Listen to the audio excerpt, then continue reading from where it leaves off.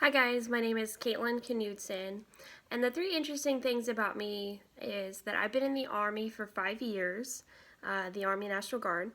I went to Belize for my first time out of the country to repair water wells for some villages there. And I have an absolute love for classic cars and just working on cars in general. So the first interesting thing about me is the Army. So come June, it'll be 6 years for me. I'm just part-time, so I'm National Guard, and we serve our state with natural disasters as well as our country with deployments and things like that. And I've really enjoyed my time in. I'm thinking about re-enlisting in June. I'm not entirely sure, but we'll see how it goes. I'm supply, so I handle logistics and I handle inventories and issuing gear and equipment and just all that exciting stuff, and have had a really good time, so I'm thinking of continuing.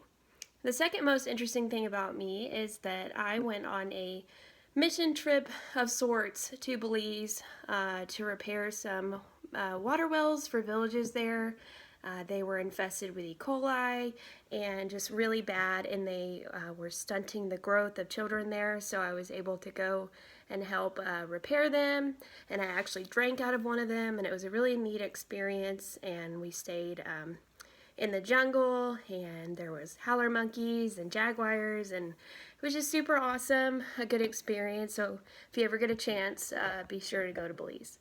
The final interesting thing about me is that I absolutely love classic cars.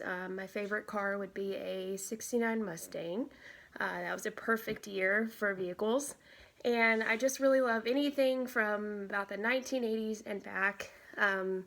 Especially in the 60s, the mid 60s, there was just a lot of really good models made that year. And I just love working on them. And my first car was supposed to be a '71 Chevelle. And I used to watch my dad take apart engines and swap them and all types of things. So I just really love working on cars, and I'm very mechanically inclined. So today I've told you three interesting things about me. I hope you have a better idea of who I am, and thank you for listening.